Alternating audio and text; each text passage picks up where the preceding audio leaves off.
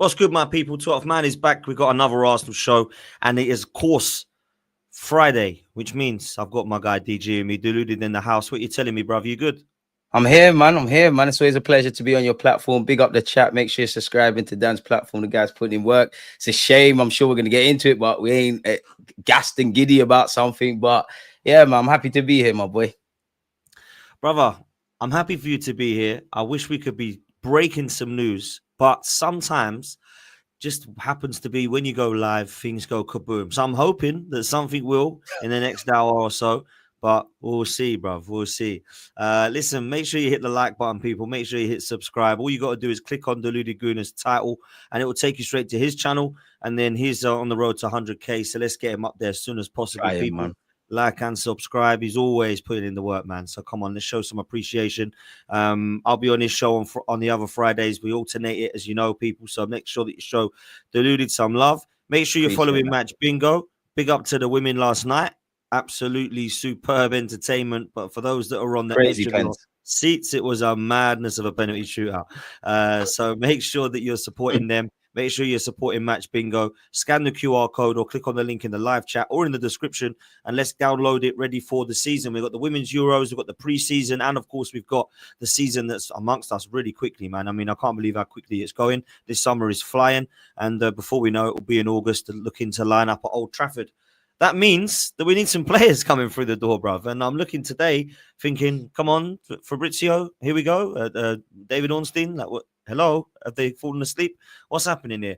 It feels like Arsenal need to announce some signings. And we're hoping today and this weekend that it can be announced in time for them to all fly out to Asia. I'm, of course, talking about Madueke Mosquera and the big one that we're all looking towards, which is, of course, Victor Gyokeres. And that's kind of where I want to start, DG. Yeah, I'm not worried. That's be like a bit of an over-the-top word, right? I'm really shocked, surprised, and intrigued as to how it can take so long for Arsenal to get these deals done. Now, I was told that it was a here we go last week by Romano. Ornstein said it's happening. It's just a matter of add-ons. It's just a matter of tweaking the price. Yeah, Arsenal and Sporting still can't really seem to have come to some form of agreement. Now, I was told that it's going to be a medical that's going to happen Friday. That's now being pushed towards the weekend. What's happening, bro? Fill me with some optimism, man. What's going on? Why is it taking so long, DG? Well, Dan, I wish I could fill you with some optimism. I think everything you've said there isn't anything I can add to it. Like, I appreciate, we don't know how transfers work. We're not flies on the wall. We don't know everything that's said between Sporting, Gyokeres, and Arsenal. Personally, I think it's being dragged out purely because, or has been dragged out because of Gyokeres and Sporting Lisbon and everything in between it. I do, like you said, I'm not worried because if we've got down to that, the bonuses, we hear a lot of discrepancies around the bonuses and they want this and that. Surely, we've done the bulk of the business. It's just about, tying up those loose ends. Gyokeres clearly wants it. Arsenal clearly want it. I think Sporting, all the bridges have been burnt. Their president has flexed out their chest.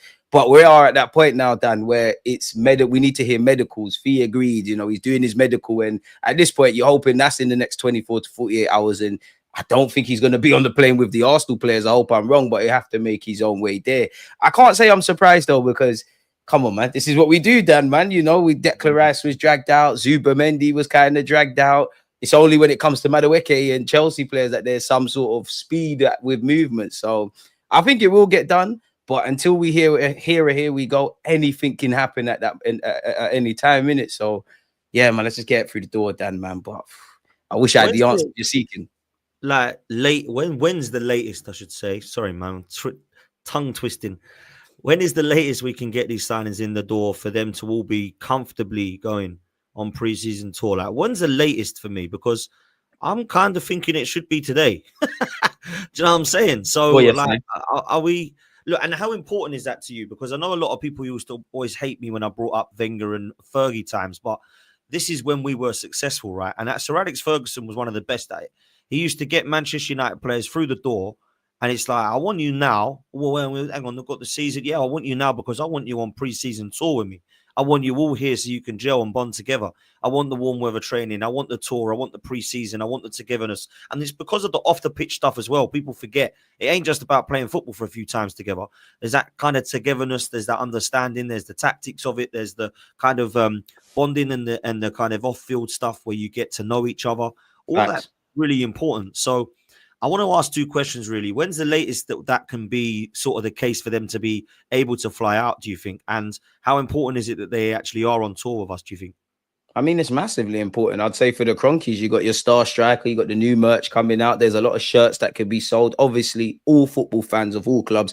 It's not that you think your club's perfect. You know, we know with Arsenal, there's question marks around the manager, but there's a sense of, you know what, last season is last season. New season's filled with optimism. As you said rightly there, you need him to get up to speed with all the tactics and all the stuff Arteta wants, but you also want him to mix in with the lads and off the field and all that kind of togetherness. I would say in an ideal world, it should have been done already. Like, wasn't it like 2 weeks ago on Sunday that we saw like proper links with Gyokeres, like the Athletic and Romano and all of those kind of things? So it probably should have been done past this point.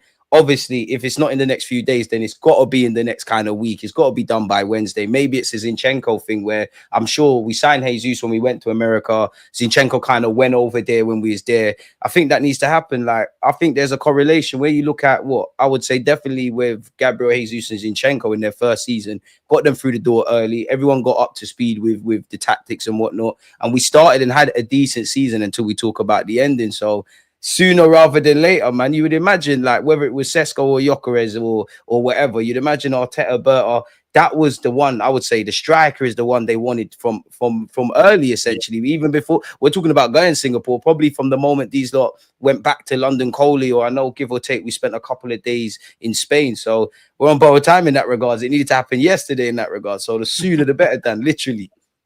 Yeah, man, I'm with you. And like, let's just touch on Gyokeres. A lot of people are saying to me that once we get him, he's the final piece. We can then go and win trophies. And as much as I agree that we're closer to it, I don't think anything's guaranteed. However, I do think that we're putting a hell of a lot of expectation on this number 9. And it's why I think we needed somebody to come in now, which was why I was against the likes of a Sesko or one of the other guys we linked with, Ekatike, whatever it be. How much pressure is there on Gyokeres, do you think? And what's your individual expectation of him? Like, as a fan base, we're expecting him to bang. But you individually, what like sort of pressure are you putting on him to kind of target-wise to hit this coming season, bro? I mean, pressures either make diamonds, Dan, or they burst pipes. I think every player is going to come with expectations. Some of it is nothing to do with the players. It's because of, you know, we've been flirting with success, question marks over the manager, element of impatience, seeing what other people are doing with their clubs. So there's that impatience already, and that's extended to the players. Obviously, you know, there's going to be pressure on Zubamendi. We've been linked with him for about 20 years. He's now signed. Best thing since sliced bread kind of rhetoric. Bit different, but Madueke shopping at Chelsea, that you're going to have to hit the ground running. If it was Sesko, obviously there's going to be pressure in that regards. We've been chasing you for a number of years. And you look at Gyokeres, you look at the statistics, you look at our need for a striker, you look at everything in it. There's going to be massive pressure. That's why I'm cool with Gyokeres, because above all, I think the mentality is just spot on with him. Like, obviously, Sporting is not Arsenal, but that's a massive club. He's had to prove doubt is wrong. So there's going to be bare pressure. You know, every game that you score, you're a madness. You're amazing. Every game that you struggle, or God forbid, the first 5-10 games he struggles, there's going to be question marks. My thing is, I need 20 league goals. You know, anything you do beyond that's a bonus, but I need 20 league goals. I want a striker that's going to be in the conversations with, I know he's not a forward, but the Salahs, the Haalands, you know, the top goal scorers. And you know yourself, if you look at our team and you broke it down into 3 sub-units, so the defensive unit, the midfield, and up front, give or take, midfield's calm. Defense is probably where we believe the most in that kind of unit, and obviously Rise included. Up front is where the waters get a bit mucky. We know what Saka's going to do, but we all know what happens if Saka has a bad game down, or it's not, he's injured or whatever. He's doing what needs to be done. We hope Gyokeres can give us some sort of confirmation. If we've got Saka getting double figures, we've got Gyokeres getting double figures, it helps, because I don't think, I'm sure we're going to get on to Madueke, but I don't think he's completely terrible. Me and you have spoken about him before, but I don't think he's completely terrible. I don't think the same for Trossard, Havertz, Marino if he goes up front, and Martinelli. But over a 38-game period where you want to cross to being a team that wins stuff, you don't know what you're getting. Like, it wouldn't surprise me positively and negatively if all of those names, bar Gyokeres and Saka, if they had great goal scoring seasons, or if they didn't. It's kind of indifference. It's like a mix and blend thing, Dan, man. Mm. Do you know what's mad? Yeah, I feel like there's a lot of people that are rightly so excited about this signing in Gyokeres. Okay, and that's before we get to any others. Um, this is the one that excites me the most. I think it's the one that we're desperate for the most. Mm. But I think that puts a lot of pressure on Mikel Arteta and the club to now get across the line because of that signing. I don't think it's fair to do that to any player, but I kind of feel like, I mean, you made a great analogy about it as well, but I kind of feel like there should be pressure on Victor Gyokeres as well. Like, not because he's coming for a lot of money, not because he's coming with, like, Arsenal's prolific number 9, because you're going to be Arsenal striker. There was that pressure on Thierry Henry. There was that pressure on Dennis Bergkamp. And let's remember that they didn't start off amazingly well. So if Exactly. Victor Gyokeres, doesn't start off great, or like Kai Havertz, we weren't really sure about, you have got to kind of give, an element of time. The problem is Arsenal don't have time, DG. And We've got six. social media, then time's a Social myth. media, the first 6 games are vile, if I'm honest with you. Yeah. So there is a bit of added, maybe unfair pressure on Victor Gyokeres. And I'm not just making this like, a thing because I like a player and I want him to work out. And I'm not going to be like, well, first 6 games, he ain't scored, get off his back. Because I think he does need to bang. I think he does need to score against those teams. But I feel like it's a little bit harsh, to be fair, to expect him to come in and be our Haaland. What I am going to do is expect him to come in and take the kind of, pressure off of some of the players, because Saka has had way too much pressure on him over the We last live few or die years. by Saka winning games for us. Let's be real. And he was at 18, 19, which is unfair on a kid, but no one was talking about that at the time. They're all saying how great he was. So I do feel like when Gyokeres comes in, and I'll say when, not if, because I'm trying to remain positive with him, that when he does come across the line, he's going to be bagging. Now, I'll ask you this question as well, right? When he comes in, I hope and pray that he scores a lot of goals, right? But I don't think Saka, Martinelli, any players we bring in the attacking areas, Odegaard, can all now relax and take a breather and be like, right, we got the striker. They've got to be putting 10, 15 each as well. Because when you look at the season we went and got 8 points clear in 22-23, you got Everyone 15 chipped goals in. from Martinelli, 15 goals from Odegaard, 15 from Saka. I think Jesus got 10 to 12 before he got injured and after he got injured. So this has got to happen again, bruv, innit? Dan, you said it there. Like, I think everybody knows that you need Gyokeres to get goals, but crucially, like you mentioned, the first 6 to 10 games, right? Let's just say, cool, Gyokeres starts amazing. The first 10 games, he's scoring every week. We're winning, great. The 11th game comes, he's just having a bad day at the office. Saka is being marked out the game. It's just not happening for Gyokeres. Similar to when we played Sporting, where he had that little run where he bullied Saliba and hit the post, but he didn't really do anything. Let's say it's a game like that. Of course, you need other people to chip in, essentially. Salah made the difference and dragged Liverpool really to that Premier League. But you can't discount, there was games Harvey Elliott might have done a thing, or Gakpo might have done a thing, or Darwin Núñez, who I'm sure Liverpool fans, probably expect to leave. Against us, he in his own way, he helped them get the equaliser. You need people to stand up. And that's kind of the point I was alluding to, in that I don't think we've got bad players in the attacking rank, but goals win games. And I need to get some sort of confidence and confirmation. Gyokeres, in theory, in my opinion, I know he ain't kicked the ball for us. He's going to provide that. Saka provides that. Martinelli doesn't do that right now. Trossard doesn't do that. Okay, cool. Madueke's got potential, but it's unrealized potential. And the backdrop of wanting to deliver now, Arteta's got to make that one happen. RIP Jota, as one of the comments said. We need everybody to chip in. We need Odegaard to get back up to his best. I know there's talk around, Gyokeres pulls out to the left. That might get something out of Madueke or Martinelli. Having a 20-goal bagsman or an expectation on that might get Odegaard great. And going back to what you said earlier, obviously, we need recruitment. We need these players. I don't think recruitment is just that. I don't want to sound greedy, but I don't think Gyokeres and Madueke is enough in an attacking sense. Equally, I think Mikel Arteta's got to use this period to make us unpredictable and just have plan Bs and everything. We know the issues, Dan. We're lopsided. We need to make sure that we look a threat from the left and the right. We need to move the ball quicker. We need to be able to break down low blocks. We need to be able to, in my opinion, it's very un-Arsenal-like in the Emirates and that, and even back to Highbury. We don't really penetrate central areas like that. I mean, the nature of the game we do, but we don't. So it's a mixed bag of everything, man. But you're right. To go back to what you asked, like, all the other players need to get back to find their shooting boots. And that's why I like Gyokeres. Of course, Dan, Gyokeres is going to have moments he's not bagging, or he might go on a bit of a barren run. But I feel like a lot of our players, like Kai Havertz, Trossard, Martinelli, to be fair, even Mikel Merino's little burst up front.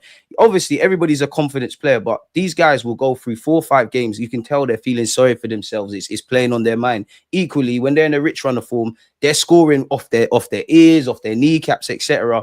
I look at the temperament with Gyokeres and Saka. Well, Gyokeres ain't kicked the ball for us, but them two just strike me as, I don't think I'm as good as I might be appearing when I'm bagging bare goals. I'm definitely not a bad player when I'm not. We need that. We need to have the same confidence we have in the attackers as we do in our defensive ranks, because we know we're going to get X amount of clean sheets. We can't say the same for the strikers, and goals win games, man. And that's where we're at now. Like, obviously, it's not just down to this damn, but we had 14 draws. Imagine if we just think if we score more goals, we win games. Like, and those 14 draws turn into 7. What sort of title race could it have been last season? But that's where it stops. The last few years, it's been could have, would have, should have, hindsight. We need to get over the line, man. And that's to go back to what you said. We need everyone to chip in. We do. We need goals by committee. We can't use Gyokeres as the only focal point, but I feel like he does need to bag goals. What makes me laugh, DG, is we've gone from Sesko or Gyokeres to, we want Gyokeres to, he's coming. He's following us on Instagram. He's got a guard dog service in London. He's moving house now is the next one. Look at this. Tracking planes, probably. Do you know what I'm saying? His brother's following us on Instagram. It's like, just announce the signing, man. Like, sold the shirt, man. I don't want to hear any more of this. You know, his cousin's cat's maiden's name, his mother's uncle's son has now decided to follow Arsenal. I do not care who's following Arsenal. I care who's playing for Arsenal. And I need Gyokeres too, man. It's crazy. Look, there's nearly 900 people in here. Make sure you do me the favor, people. Hit the like and subscribe button, people. Make sure you're following Deluded as well. Links in the title. Let's get these likes up, people, because we ain't doing enough, nowhere near enough at the moment in terms of likes. So let's make sure that we get that. Mods, let's get people hitting the like and the subscribe button, because we haven't even hit 200 likes and there's 900 people in here. So let's make sure that we can easily get that up to 500, because you guys are being lazy. You're being as lazy as Arsenal are trying to announce Gyokeres. So if you think Gyokeres is coming to Arsenal, hit the like button, please. Let's do that. Look, I've got to be honest with you. The front three at Arsenal is something that Arsenal can, or the fans are expecting to see upgraded. Okay. Now, I'm not saying we've got a bad front three, because a lot of people in the Premier League would say that Martinelli and Trossard, Havertz and Jesus, and Saka and Ethan was a fairly good 6 players that can come across your front line. But we know it's not good enough to win the league, because we've tried and it has not worked yet. So I think when you look at it, Arsenal at the moment know that they want to add 2 attackers at least to their starting lineup, which of course everyone's saying is a striker and the left winger. Now, forget Gyokeres and forget Rodrigo and Eze just for one moment, and I'll ask you on that in a bit. The players we know that we're potentially getting across the line, we think in the next couple of days, are Madueke and Gyokeres. So at the moment, we've got a front three, and the front three only. I'm not going to put the whole team together here, but we understand the front three.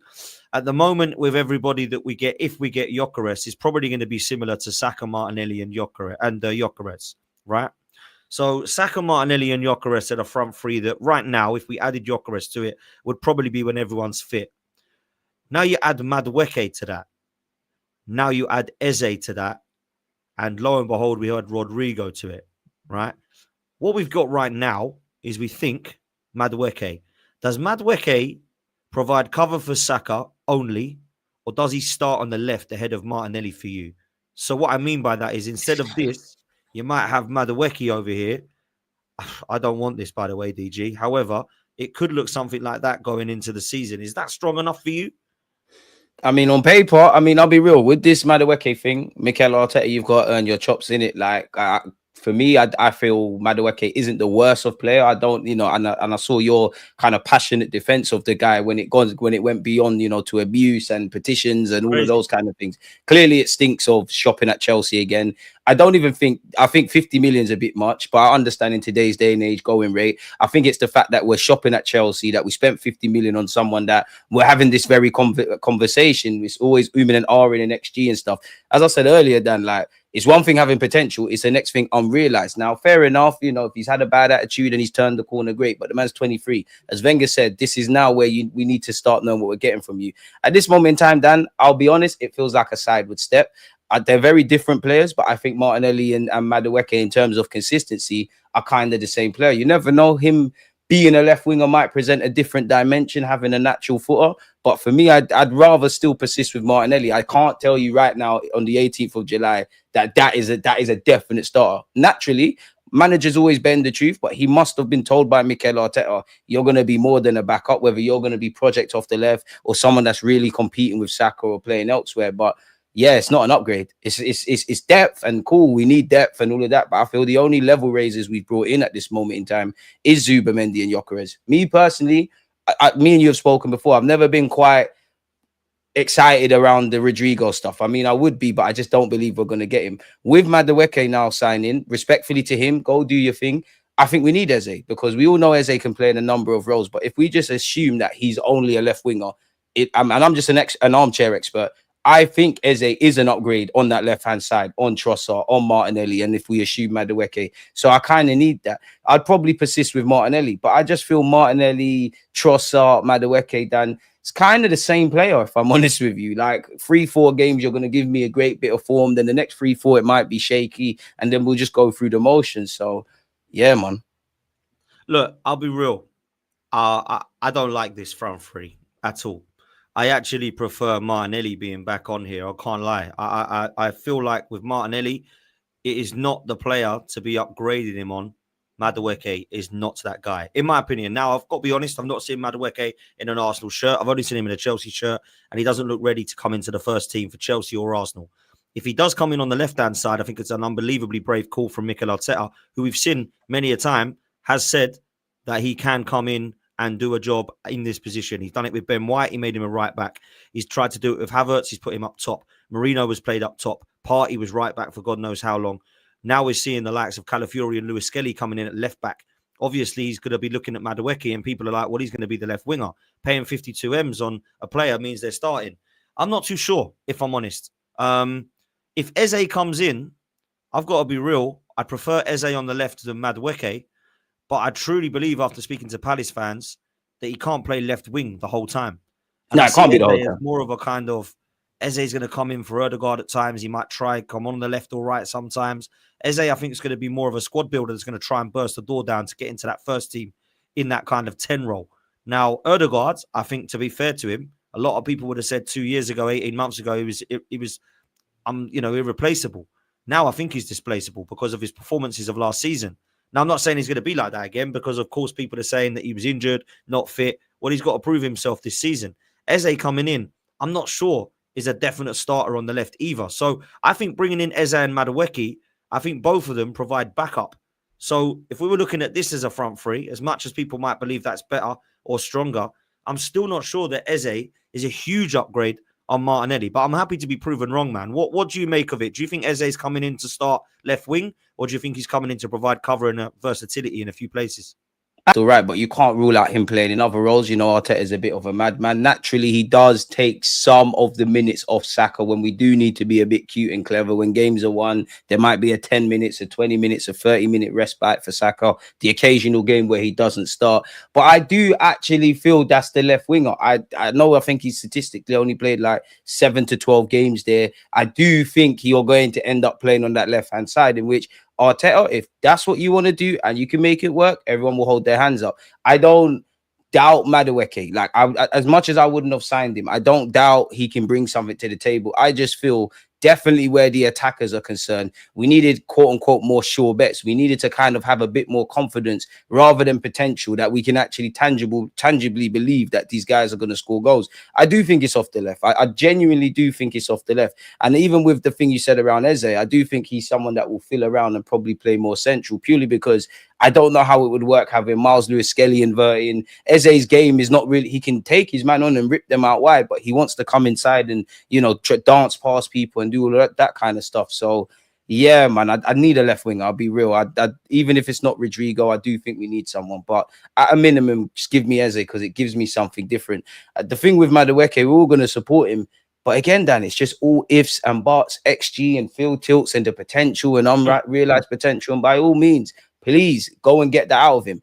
But it's not a sure bet, and we kind of needed that. Like, I'm a lot more comfortable this Mosquera guy coming in to play in our defensive ranks, because I think Arteta has shown me you've improved defenders, and we know what we're getting with the other defenders. our attackers are carrying, well, a couple of attackers are carrying our team too much. And that is not how we're going to get over the line, man. It's jarring. Facts. It is jarring, bro. It is jarring. And I got to be honest, I wanted to show that on screen because there's a couple of people that have said, oh, he'd be better on the left. He'd be better on the left. I wanted to do it with you guys in the chat as well and get your thoughts. A lot of people are saying they don't really feel Eze is a definite left winger. I personally feel he can play there, but certainly can be versatile, give Erdegaard some competition. Exactly. And then what that does for me, though, is the next question, because it looks like Ethan is staying, bruv. And I'm buzzing for that. I want Ethan Nwaneri at Arsenal. I feel like Miles Lewis-Skelly has broken the door down, as Kenny Ken says. Big up to Kenny Ken. Kenny. And Ethan needs to do the same. Now, people are saying that it's going to be impossible for him now if Madueke and Eze come in the door. If Rodrigo was to come in on top of that as the dreamer everyone wants, then where does Ethan play football? Now, I still feel personally that Ethan's going to get minutes anyway. I feel he's going to start a lot of the Carabao Cup games. I feel he's going to play some of the Premier League games. He'll probably come on in a lot of the Premier League games. And I'm sure he'll get minutes in some of the Champions League games, particularly in the new format of that Champions League now where there's 8 games instead of 6. So I still think he'll get games there. But if he does sign, and we sign on top of that the players that we're linked with, is there a chance Ethan stays at Arsenal, or is there a chance that he might get loaned out? It's an interesting one. I mean, in January, if he wasn't getting that much football, it's a conversation to have. I probably wouldn't loan him out. Obviously, I think fans, we want to have it the same way. We want everybody to get rotated and rested and all of that. But equally, we want consistency in the starting 11 and to get 3 points. We're in win now mode, but we also want young players to play. There's many spinning acts kind of thing. And obviously, Arteta does bet on the more senior men. You do look at the positions that Nwaneri could occupy, assuming that these signings come in, let alone the ones we've got. It is quite congested, isn't it? I think he'll get game time. I do think it might come to a point where Arteta might just have to, regardless of if the other players are in good or bad form, especially in the in the midfield, he might just have to put his hat on Nwaneri and say, you know what, 5-10 games you're gonna go and get a run out. We need a squad. I think he'll get minutes. I think we do, on one hand, including myself, need to calm down a bit because he is only 18. He played 37 odd times, but then also there were times we were crying out for him to play a lot more. There were times towards the back end of the season, I know there's rumors around injuries that he could have got more minutes. And this is almost the impossible task of half of these young players at all of these clubs. Liverpool got couple, we've got couple, Chelsea got couple. You want to break in, but the manager obviously needs to deliver right now. So I'll be cool with Nwaneri. I think he'll get minutes, but like kind of what you said. And then it's just down to him really to make himself unplayable. And in an ideal world, you want Nwaneri chomping at the bit. You want Odegaard playing out of his skin. You want all the others, but it is quite congested, bro. It's quite congested for the guy. It is. But welcome to us. This is it. Look, I agree with you. I think welcome to Arsenal is going to be congested. I don't think the kid has got any problems with his confidence. I don't think he's got any, doubts in his ability. He's very confident. He's fearless. He's intent on driving forward. He's got 10 goals as a 17-year-old in his first season at Arsenal. That is incredible. I didn't expect that. I didn't expect Miles Lewis-Skelly to do what he's done. And I've got to be honest, I think what Ethan did went under the radar as well. There's not many 17-year-olds that come onto the scene at Arsenal and get double figures in their first season. He got more goals than Madueke. He got more goals, if I'm honest with you, than a lot of the players in the Premier League. And if I'm honest with you, I actually do believe that if Saka was to get injured, my first go-to would be Ethan. I second that. If Erdegaard was to get injured, my first go-to would be Ethan. Now, if you bring in Eze to the mix, there's a super chat here, which I'll bring into it. And it's quite an interesting one, that he believes Arteta's trying Eze like Pep did with Grealish. Now, I don't think it's worked with Grealish personally for 100 M's. I think what Grealish might do now is go and try and revive his career a little bit somewhere else. But I can understand the comparison in terms of the way they play, because I think Eze is quite good at also cutting in from that left-hand side, but he's known to be utilised more centrally. Jack Grealish kind of was in a similar mould, really, where he was playing a lot more centrally for Villa. Pep put him out towards the left. I wonder if Arteta's looking to do that with Eze. I will say this, though, that if Eze comes in, Eze and Martinelli will be that left. We believe Trossard's probably leaving. Madueke and Saka on the right, and then Erdegaard and Ethan. Now, I would like a Rodrigo, don't get me wrong, because I think he lifts us and takes us to the next level. But would you say without Rodrigo, that's still strong enough if we was to just bring in Eze alongside Madueke? I don't want to sound greedy and spoiled, but it feels like it's missing something in it. Like obviously Eze gassed, excited when Yeri's about. We all back Odegaard to do his thing. We all hope with Gyokeres. We know what Saka's doing. Martinelli and Madueke, you know, it's down to them in it. Make yourself unplayable in that regards. It does feel like something's missing. Really, I wouldn't be able to put my finger on it, Dan, but it feels like you're missing something. Like I did want to kind of come into the season. If we're not going to talk about, well, let's kind of disregard Eze. But if we're not going to talk about Rodrigo, I couldn't tell you who else, yeah, but I did want to leave this window having Saka on the right, someone that could even do 50% of Saka's kind of statistics in terms of goals and Gyokeres. Then if you add Eze and these kind of Madueke and all these guys into the mix, I'd feel a lot better. It feels like I can't say we haven't improved because clearly we have. Like you've upgraded the depth there, and Gyokeres is obviously a level raiser. But it does feel like something's missing. You're waiting for that eureka moment to think, you know what, we're here now. It probably is greedy though, man. Thing is, I understand what you say, greedy. I feel like Arsenal deserve it. We've We not do. been. It's Powder not. dry. It's been the opposite of greedy. We've been starving of a striker since before January. In my opinion, for 5 years as a prolific number 9, and certainly since 22 and Aubameyang went that time before we got in another prolific number 9, which looks like we're hopefully going to do that with Gyokeres, right? Rodrigo for me is the marquee signing and takes us to the next level. I think when people look at odd Rodrigo coming to Liverpool, which is apparently where he's now favourite to go, people are going to be like, wow, they got Wirtz, they got Salah, they've got Greedy. obviously Hugo Okatike and Rodrigo now. They're serious club. Yeah, Arsenal, people are like, I don't know if we need Rodrigo as well. Just give me Eze. They're not worried about, who's going to play here? How's he going to fit in? What about his development? They're building a squad that can dominate. They're striking while the iron's hot. They've gone all out for Isak. Yeah, they failed, and they're now going to get Ikatike, it seems. But obviously, Rodrigo's now favourite because Diaz and Nunez are looking to go. So they're still looking at their attack. Anthony Gordon's been linked with them for God knows how long as well. So I look at what Arsenal are doing, and it seems like a lot of people are believing that Madueke and Eze might be strong enough. Well, both of those are just squad players, if I'm honest. We can't say that either of them are guaranteed to start for Arsenal when everybody's fit. So I think as much as I love Martinelli and I love Eze to come, and I'm happy to give Madueke the time to prove me wrong, I still don't feel confident that our attack is ready and fit and ready for the next level. You add Rodrigo to the mix, all of a sudden you know what your starter is, yeah? So if I bring our little front 3 or front 6 up together again, then all of a sudden this is starting to look very different, yeah? And you start to look at the 6 that we're now putting forward. A lot of the Arsenal fans are excited, and some of the rivals are crying because you've got Zubimendi, Rice, and Erdegaard. You've got Rodrigo, Saka, and Gyokeres. Add to that the fact that Madueke can come in, Wanyeri can come in, obviously Martinelli can come in, and Eze can come in. There is no excuses about Arsenal scoring goals, brother. There's no excuses about Arsenal's attack not being ready. Dan, you're making me dream, man, and it's a shame that like this just remains a talking point. There's no like it's not happening in real life. That is what you want. The first thing I thought about that is you can teams can triple mark Saka, quadruple mark him as much as you want. You might even be able to do that to Rodrigo on the other hand side. But then central areas, you know, Odegaard be doing his thing. Zubimendi, you know yourself, I'm very bullish about that. Rice is never going to be Frank Lampard, but he's showing he can get goals and assists and bring other things into his game. Gyokeres speaks for himself. And then obviously you've got the Wanyeris, the Ezes, the Maduekes, the Martinellis all waiting in the wings. Potentially Trossard, don't know what sales would mean, but you've got them all waiting in the wings. And then if they ever get on the pitch and their form's out of this world, they're not necessarily, you know, warranted to be dropped. So there's competition for places. Then we do this.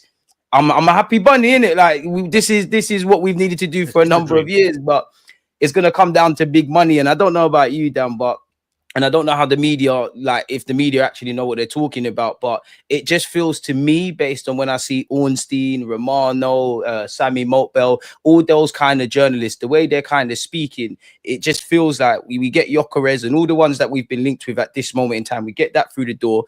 I think there's a bit of radio silence. I think we'll focus a bit on outgoings. And then the Ezes, maybe the Rodrigos or some other random player. I think then we try to go for them. I think them ones there, I don't want to be that guy. It might even drag into August, potentially the start of the season, which I hope to be wrong. For me, with Eze, it just comes down to the P's, bro. Like, just put the P's down. I'm not even saying activate the release clause. Just make the deal make sense. Don't go and tell Crystal Palace, we'll give you 30 million now. In 50 years, we'll give you a next 10. Just make it make sense. And even with that, I want Rodrigo. But I just don't think we have a chance like that. I don't even think he wants to leave Madrid like that. So for me, put all your eggs in the Eze basket, get that one there confirmed. Still try for Rodrigo or some other left winger, and just make sure it's looking lit. If I'm honest, but that would be Look, good, man. Look at I him know play. we say we're dreaming, it's a pipe dream, but I don't think it's the most unrealistic of dreams. So for me, if I was saying, right, I feel like let's get Vinny Jr. in, let's put Mbappe up top. That's the dream. That's the unrealistic dream, right? When I look at Rodrigo, there's potential for him to want to leave. I'm with you. I don't think he's desperate to get out of there. However, I do feel like there's potential for a move there. If the money was right, I think it's going to have to be 100 million euros. But if we were to do that and get Rodrigo in, this is what I'm talking about when it comes to squad depth, right? Now, I don't want this front six to be broken up, but let me give you an example of we've just played, let's say, we've just played Manchester City. We're going into a Carabao Cup game the next few days. We now need to rotate, right? So instead of Gyokeres, we're bringing in Kai Havertz. So Havertz starts up top, right? I know not everyone's a fan of Kai Havertz, but instead of Saka, we're bringing in Noni Madueke. Instead of Rodrigo, Martinelli comes in because obviously he's our backup left winger. Instead of Erdegaard, he gets a break and we get Eberici Eze in there. Then you can start to look at what happens with Declan Rice. And you could either do one of two things. You can bring in Marino if you do want your kind of number 8, or you can bring in Ethan. Yeah. And then in the Zubamendi role, you can bring in Norgard. Yeah, Norgard.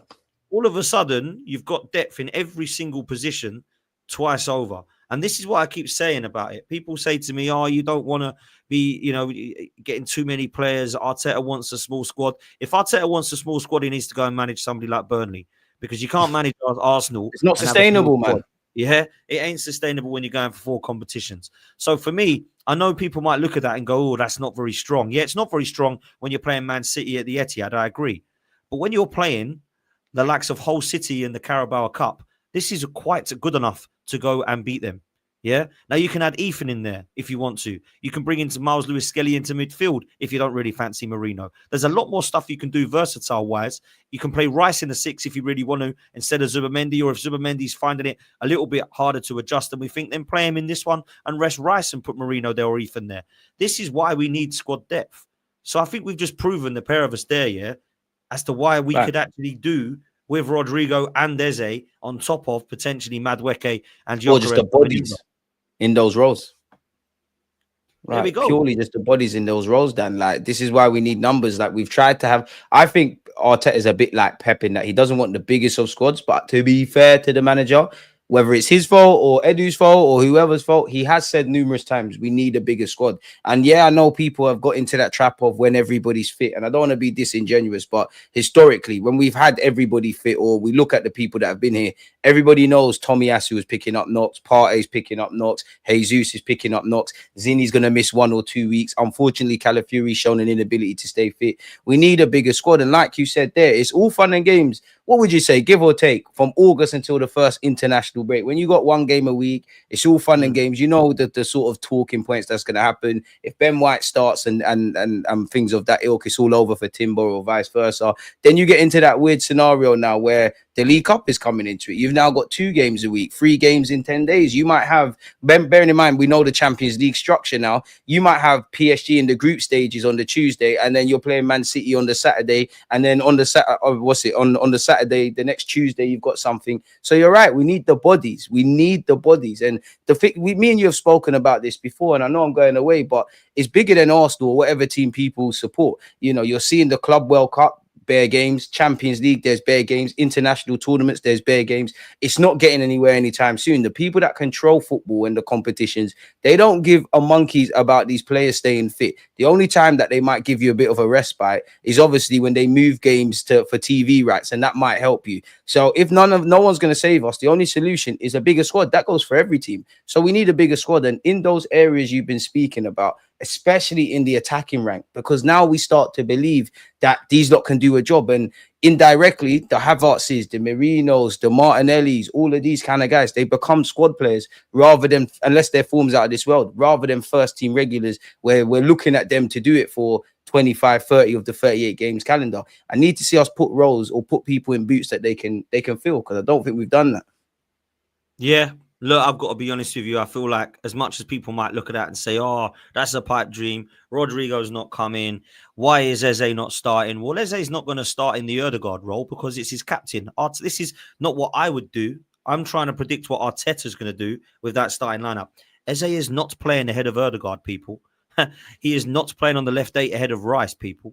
And he is not going to put Rice in the six and Eze and Erdegaard together because we brought in Zubimendi to play the six role, people. Yeah, you're not So going when to see that people on a don't like consistent that, basis. then have a go at Arteta, not having a go at us, because we're putting together what we believe, what we believe is going to be potentially the starting lineup. And we need depth. We do. Look, Rodrigo, I'll just quickly touch on it, DG. I don't know how true this is, and I don't know how reliable some of the sources are, but some of the sources suggesting that he may be available, of course, from Real Madrid. The latest, of course, is that sources and connections to the agency industry have informed that Rodrigo looks increasingly likely to leave Real Madrid. Interested clubs are unlikely to go near his 100 million euro asking price, but Arsenal could test the waters with an 80 million euro offer. Now, I've got to be honest with you. We are not going to be the only club here Exactly. for him, right? Liverpool, City, Bayern, even PSG were linked, I believe. I'm sure there's other clubs in Europe, in Champions League clubs, that You'd will be imagine looking at Chelsea as Rodrigo. well. Exactly. Chelsea's a great shout, actually. So, what's happening with this one, bruv? Come on. What's your honest thoughts? I don't think we're getting him. I want to be wrong because I didn't think we'd get Declan Rice, Aubameyang, Ozil, Alexis Sanchez, even though at the time it was a big signing, not really to these lots, Arshavin's level. So maybe I'm a positive omen and my pessimism can be, proven wrong and dispelled. But I just think too much things need to fall into place. I don't feel we need to sell to buy to have money, but I feel in the last 2 summers, there's been a bit of an emphasis from the Cronkies to go and bring some money in, to bring some money back into the club. When you look at Berta, obviously I like what Berta's doing. I like how he's maneuvering. You're twice the level of Edu. You've done what you needed to do at Atletico Madrid, but you come from a financial background, so that had to have been a bonus. So as I said earlier, Dan, I think we're going to tie up the loose ends we're doing at the moment. There's a bit of stopping and focusing on outgoings, and this is ever developing. I just think too much dominoes need to fall into place. I think Rodrigo has to be told with a heavy heart that you need to leave Real Madrid. I think it needs to be made abundantly clear that he's not going to make it. We have to be prepared to pay significant amounts of money, then whether that is his release clause or whatever fee, and obviously his wages. And are we able to do that? Probably financially, but are we going to? I don't know. We just committed 50 odd million for Zubimendi. You're looking at 60 odd for Gyokeres, 50 for Madueke. Eze, provided you get it done, and we're assuming we get both, that's 60 to 68 million. That's another 80. I'm sure you could offset some of the spending. I can't see it, man. I can't. And even with him, Dan, like, what if Real Madrid and Xabi Alonso sit there and say, "Do you know what? You're part of this, but you're not going to play the football you want." Would he still want to stay? Maybe he says, "You know what? I'll prove you guys wrong. It's a long season." You see a lot of rumors around Real Madrid how they're criticizing their players for not pressing and not doing the intensity thing that Xabi Alonso does. Now, he might not have the kind of clout that Vinicius and Mbappe have. But one thing about Rodrigo, and it'll actually be great for Arsenal, is he works his socks off. This is, he's grown up at Madrid, essentially. I know he came from Brazil. It'd be a significant move. And I think you get called up to Brazil anyway. So I don't even think that, obviously, in terms of playing and being informed, great. But I don't think it's a thing where you need to play mad football to go and play with Brazil. You're going to get called up anyways. It's one, Dan, if I'm honest, I believe it when I see it, man. I just can't put my heart into it. That's why, for me, go and get Eze. If there's scope to do this, get it done, man. Look, this is the one after Gyokeres that would make me excited. This is the goosebump summer that Arteta was telling me about, and look, I don't think at the moment that we've massively upgraded our 11 other than 2 positions. If the rumors are true about, Zubimendi and Gyokeres both coming in together, that's going to be now the 2 that definitely go into the starting 11. But I don't think that Eze is definitely a starter in Arteta's eyes. He would start for me, but I don't think that he will in Arteta's eyes, guaranteed. Madueke, question marks over whether he's going to start. Obviously, the other players that we're bringing in, Kepa, Mosquera potentially, and Norgard, are all going to be brought in as kind of squad players or backups. So really and truly, there's only Gyokeres and Zubimendi that are definitely improving the starting 11. Now, my question to you is that enough? Because I do think we've improved. I do think that we're bringing in players that potentially are better than the ones that we did have. But have we gotten to that kind of level to you to go, right, now we're ready to win the league? Because if we're bringing in these players, DG, that we're linked with, I'll ask you straight. Is Kepa an upgrade on Neto, do you think? I think so. 100%. Yeah. 100%. The ball's on the floor, but 100%. And that's I'm not even gassing up Kepa's thing. Yeah, 1,000,000%. Nah. Mosquera, do you think that's an upgrade on Tomiyasu?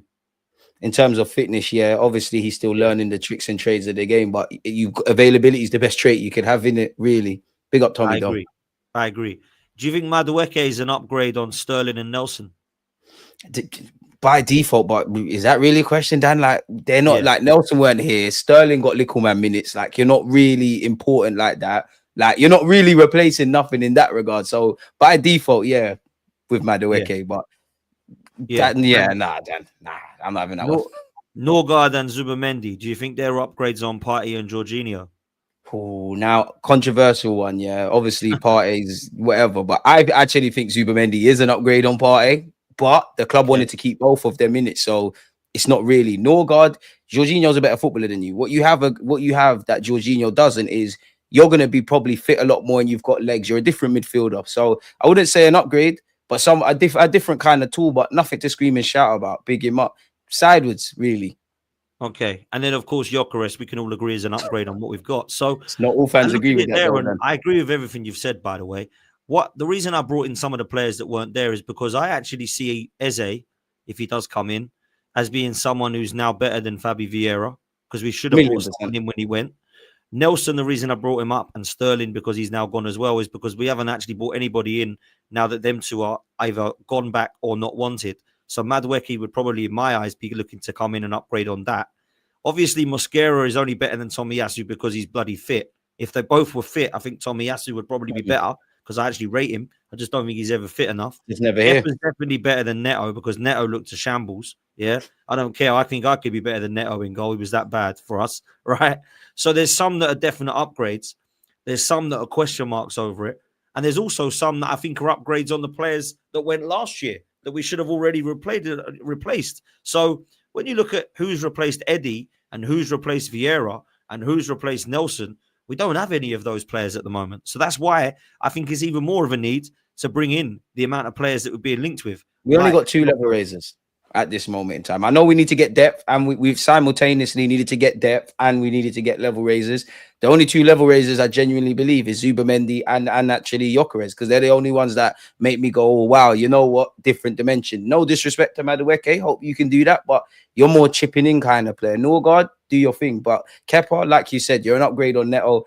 But we needed to do that. I've not really got issues. What's going to sum up this market is the level raisers, is the Ezes, the Rodrigos, or random names that we're not linked with that are of the same caliber. Because we know what time it is, especially in the Champions League. Like I think I just mentioned depth and obviously 11. Yeah, I think you look at the first leg against PSG. When it's all said and done, that showed you why we needed depth. Partey couldn't play, having to move people around. We're back in issues. The second leg, obviously, Partey weren't amazing, but Partey comes back in. We're kind of moving a bit more fluid. We've had two free chances first 20 minutes. We don't have a player with that quality to just put the ball in the back of the net and just change games, really. So yeah, we need that, Dan. We need to do both. And I guess we're making more of a meal of finding starting 11 quality. We're doing what we need to do in terms of depth. But needle movers, say floor raisers, like we're missing that. Dan, we need that. We need at least 2 more, in my opinion, or at the very minimum 1. Yeah, and do you know what? I think we will get that.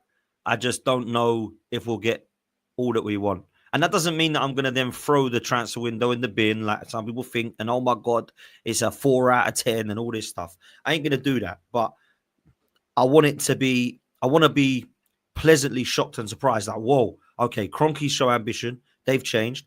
Berta's come in. He ain't mucking about. That's changed. Arteta's realised it's now or never. That's good. That's what I want to be saying, really. And I just wanted to bring up the kind of bomber that Romano has just put out about Mbeumo, because apparently he's here we go to Manchester United, and it could rise as far as 70 million. Now, I like Mbeumo. I think he's a very good player. I'm not sure that he's worth 70 million. However, last season he scored a lot of goals. Does that now make the Eze 68 million release clause fair? Yeah, 100%. 100% it looks fair, you know. And Mbeumo, quality player. I think he got 20 odd last season. Me and you have done a lot of shows over these years, and I've always said I rate Mbeumo. I think this is probably his first year where he's got ridiculous kind of numbers, but I can't blame Brentford. Man United got money. He's one of the best of the rest outside of the traditional top six. It makes sense. And then where you look at Eze's release clause, clearly Crystal Palace done their due diligence. Where I don't know for how long Mbeumo had on his deal, but I know Eze's got 2 years. So at some point, Crystal Palace, whether it's to Arsenal or elsewhere, they might have to sit there in the market and go, you know what, he's got 2 years left on his deal. Next year, he's going to have a year. No one ain't activating his release clause. We might get money. We might keep him happy as Larry. But this is probably your one big chance, whether he goes to Arsenal or I'm sure you've covered the rumors. I don't know how true, but Chelsea hijack shouts. We need to get these guys, man. We need to get these guys. It's a fair fee. I think Mbeumo is going to be a hit for United, but naturally, I hope it flops. I've got to be honest, I agree. I feel like he'll be a very good signing. I hope he flops. I think Cunha and Mbeumo was a good start to Manchester United. It's just that obviously it's taken this long to get both deals together completed. Man United need a hell of a lot more, though. I can't lie to you. I think they'll get it. I just don't know who they're going to be. I think they've got to try and get players out. And that's where I wanted to end it with yourself, because I do feel like there's potentially players that we need to get out. And I don't know if we will do that. And I've got to be honest with you. As much as I'm praising Berta for the business that he has done and that he's been responsible to do, I think credit where credit's due. When we do get the players across the line, we need to say fair play because that's his job. However, I'm going to be interested to know how he sells some of these players, bruv, because they're on a hell of a lot of wages. We've got to try and get some form of respectable fee for them. And he's been known to sell well at Atletico Madrid before. This is harder, though, because Zinchenko's on a lot of money. Yeah. Lokonga, Vieira, Reece Nelson. There's probably others I've forgotten as well. They talk about Kivior as well, potentially going. Carl Hein is potentially needing to go out the door. How many of those are we going to get any decent fees for, do you think? And is there any kind of casualty that you think maybe like a, and I don't mean a Trossard, by the way, he's not going to get much money for him. Is there anyone you think actually could be a shock and bring some funds in? I mean, naturally, you know, based on what you said, I wouldn't say it's a shocker, but that made me think to answer the last bit of that question first, Kivior or Martinelli. Now, it's all fun and games saying sell Martinelli, and I'm not saying we should be against that, but look at like what Dan just said there. Look at the wages. Clubs might have him. He's on 190, whatever. And as much as we focus this conversation on Eze, on Rodrigo, are we going to sanction Martinelli leaving until something's confirmed there? I'm not too sure. Kivior, I want him to stay for depth, but for me, I've always said this to you. I just feel he's going to say, do you know what, Gaffer? I've tried. I'm not getting the first team football I want. I'm going to kind of keep it moving. You might think you might be able to get 30, 40 odd million, maybe plus for him, but he's linked with a lot of Italian teams. If I put myself in the shoes of the Italian teams, I don't know if they could run it with Berta, but they might sit there and say, oh, we ain't got no money. Let's have a loan with an option. That don't help us. Nelson, we've heard Fulham have started talking. Loan with an option to buy. That don't really help us. Like you said, we're not really going to get mad fees for these players. And I think a lot of these players, maybe the Zinchenko's, Fabio Vieira's, Reece Nelson's, we might just quote unquote accept anything within reason what we can get because of the wages, Dan. So we are going to learn a lot from Berra. Of course, we see other clubs sell players that we're thinking, how's they gone for that? And I would say actual valuations of players, like what you actually feel they're worth and the caliber of the players, they're out the window a long time ago. But you're flogging unattractive players, essentially. I'm sure these players can go off and do well, but I just think as long as we get them off the wages, but then if we can get some decent fees on these guys, maybe that does help you get a Rodrigo or offset some of the spending. But Dan, I'm like you. I think I'm going to learn a lot. I mean, I want to see how well he does in terms of sales. But I just, because of the players that are being sold, I can't expect fireworks. I'm not expecting fireworks. Yeah. No, I agree. I got to say, I totally agree. And I do feel, I've got to be honest, that some of these players that we need to get out, they've been really bad pieces of business from Edu and Arteta. You look at Lokonga, you look at, Fabi Vieira, really poor signing. Reece Nelson, I don't think it was the bad deal because obviously he was at the club, but to put him on 100 grand a week has now made it harder for him to go and get a move. And I think that's a little bit not unfair on the player because he's getting a good money, but I feel like it's not really fair overall because he needs to go revive his career somewhere. And I just feel like I've got more confidence in the players moved out on loan again, DG. I've got more confidence that Nelson will go on loan back to Fulham. I've got more confidence that Fabi Vieira will go on loan back to Portugal and perhaps Lokonga will go on loan back to La Liga or even back to Belgium. Lokonga's deal. Well, they've tried to do that so they can get some form of value for him. And I understand why they've done that. But it's also very bad because it was such a poor signing at 17, 18 million. I don't think he was ever going to be near the level that we expected him to be. And sometimes you get it wrong. I'm not saying that Yeah, it just doesn't Hurts work won't out. get signings wrong and it don't work out for him. He's got some wrong at Atletico Madrid that were like sort of gambles of 15 million here and there that weren't able to go, and where it happens. That's what happens sometimes. The problem you've got is you keep them around for so long and don't get them out quickly because you're trying to get your money back. And sometimes before you know it, a player's been at Arsenal for 4 years and he's played about 4 games. So because you keep loaning him out because you put him on a And silly long Lokonga's hardly contract. pulled up any trees on the various Exactly, loans. and he's gone to Luton, to Palace, to Seville. This guy's gone everywhere, and nobody wants him. So I feel like there's a couple like that, to be honest. And I feel like we need to try and do what we can to get these guys out, man. But look, it's always a pleasure chatting to you, my bro. Come I on, always do appreciate it. DG, salute from Frank. big up Frank. Gotta say that it's a pleasure having you on, man. And I want to ask Likewise. you what you got coming up, man. I did a stream with Laurie earlier today, just before this 1:30. I'm going live, probably to go over the same things we've just gone over now, and that's it for the day, man. And obviously, I'm gonna stay near my phone, like I'm sure every Arsenal fan and every content creator, hoping for this Gyokeres stuff. Big up Madueke. You'd imagine that get announced as well, but we're hoping. Just here we go for Gyokeres is all we want on this Friday, man. But yeah, apart from that, that's all I got, man. So yeah, if you ain't had enough of Arsenal chat, join me, man. And big up Dan for having me all the time. Nah, come on, bro. Absolute pleasure. I love having you on, man. And Come on. yeah, next time it will be on your channel. And make sure you're showing DG some love. Make sure you're going and watching his content. He's got great guests on there, man, all the time. So make sure you go and show him some love. If you're an Arsenal fan, you should be following Deluded. You'll know all of the content creators that he brings on, and you see me on there as well sometimes. So make sure you hit the like and subscribe for this and for him.